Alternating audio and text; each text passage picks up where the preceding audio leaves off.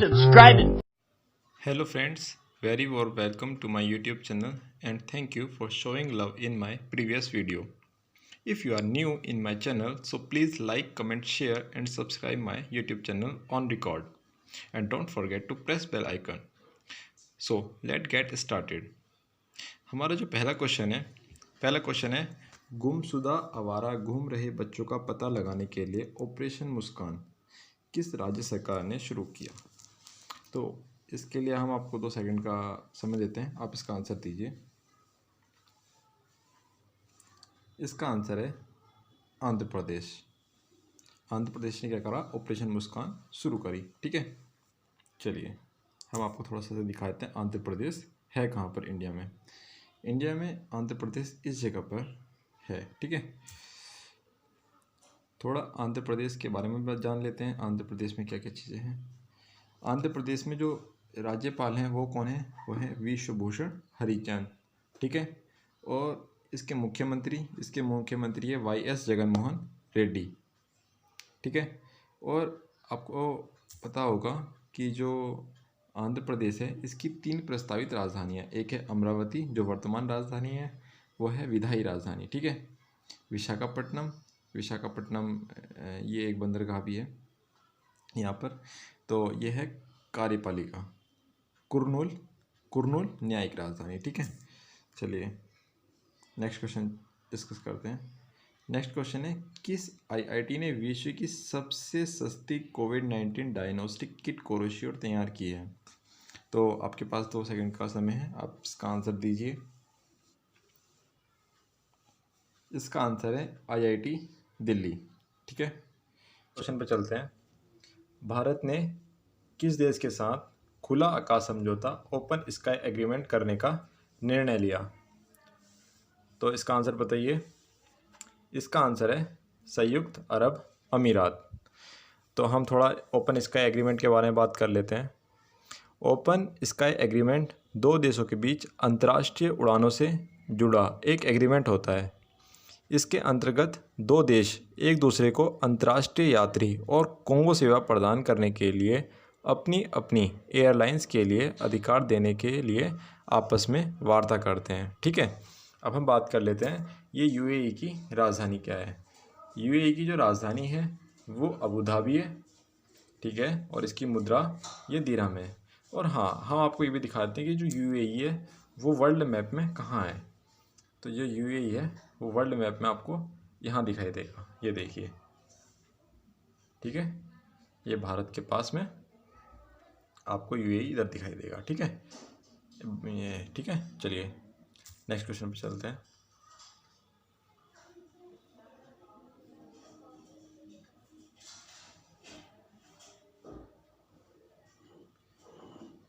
किस राज्य ने पोबा आरक्षित वन को वन्यजीव अभयारण्य में परिवर्तित करने का निर्णय लिया है। तो इसका आंसर क्या है। इसका आंसर है असम। ठीक है, अब एक चीज़ बताइए कि राष्ट्रीय उद्यान और वन्यजीव अभयारण्य में अंतर क्या है। चलिए मैं बताता हूँ। वैसे तो दोनों जानवरों को बचाने के लिए बनाए गए हैं, पर इनमें जो पहला डिफरेंस है वो ये है कि जो वाइल्ड लाइफ सेंचुरी है इसमें हम अपनी गाय भैंस जैसे पालतू जानवरों को या बकरियों को, इनसे मतलब ये जो भी पालतू जानवर हैं इनको हम चरा सकते हैं, वहाँ से अपने लिए लकड़ियाँ ला सकते हैं। और जबकि हम देखा जाए कि जो नेशनल पार्क है इनमें हम ये काम नहीं कर सकते। ठीक है, वाइल्ड लाइफ सेंचुरी में हम घूमने भी जा सकते हैं, बट हम नेशनल पार्क में ऐसा नहीं कर सकते। ठीक है, और जो वाइल्ड लाइफ है, वाइल्ड लाइफ सेंचुरी की जो प्रोटेक्शन होती है वो नेशनल पार्क से थोड़ी कम होती है। ठीक है, और एक डिफरेंस ये भी है कि जो वाइल्ड लाइफ है, वाइल्ड लाइफ सेंचुरी को हम नेशनल पार्क में चेंज कर सकते हैं, बट हम नेशनल पार्क को वाइल्ड लाइफ सेंचुरी में चेंज नहीं कर सकते। ठीक है, चलिए अब हम थोड़ा नेक्स्ट क्वेश्चन पे चलते हैं।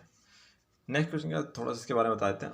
असम के जो राज्यपाल हैं वो हैं जगदीश मुखी, और इसके मुख्यमंत्री हैं सर्बानंद सोनोवाल, और जो असम की राजधानी है वो दिसपुर है, और इस असम की जो अंतर्राष्ट्रीय सीमाएं हैं वो भूटान और बंगाल से लगती हैं। ठीक है, चलिए क्वेश्चन करते हैं। देश का पहला ट्रांसशिपमेंट हब बलरामपुर टर्मिनल विकसित किया जा रहा है, वो कहाँ किया जा रहा है।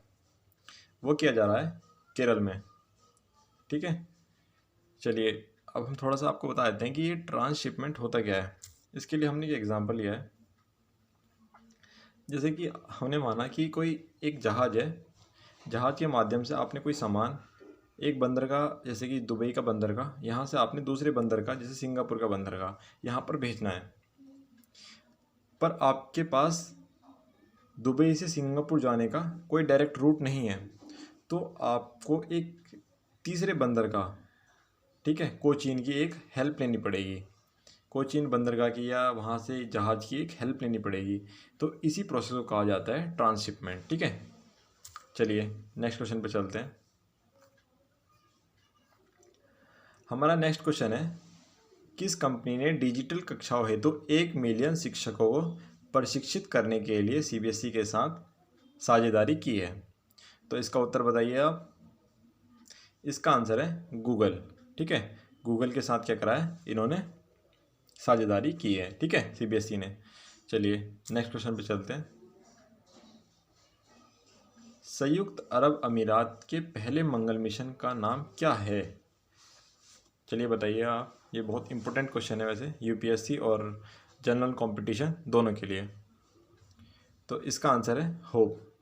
ठीक है, तो ये इम्पोर्टेंट क्यों है, थोड़ा इसके बारे में बात कर लेते हैं। होप के बारे में ये इम्पोर्टेंट इसलिए है क्योंकि ये एक इस्लामिक कंट्रीज़ का पहला मार्स मिशन है, और ये इन्होंने अपनी सरजमीन से नहीं छोड़ा, ये इन्होंने जापान की ज़मीन से मार्स भेजा है। ठीक है, चलिए नेक्स्ट क्वेश्चन की ओर बढ़ते हैं। नेक्स्ट क्वेश्चन है, कक्षा 11 और 12 में कृत्रिम बुद्धिमत्ता पाठ्यक्रम अपनाने के लिए सीबीएसई ने किस कंपनी के साथ करार किया? तो इसका आंसर होगा IBM।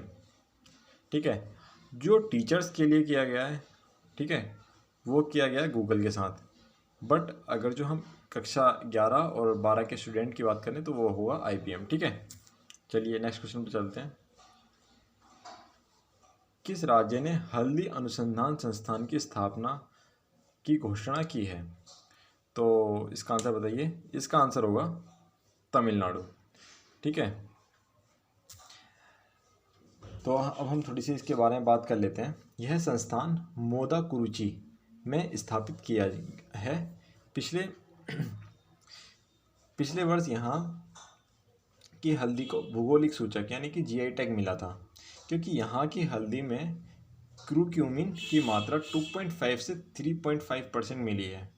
ठीक है, आपको ये तो पता ही होगा GI टैग होता क्या है। ठीक है, चलिए मैं बताता हूँ। जैसे कि आपने कोई बनारस की साड़ी खरीदी, जैसे कहते हैं ना बनारसी साड़ी है ये रसगुल्ला, ये तो आपको पता ही होगा बंगाल का। तो जैसे तो ये सामान को हम दूसरी जगह पर बेचने लगे, जैसे कि हम कहते हैं मेरठ में आके ये बनारसी साड़ी है या ये रसगुल्ला है।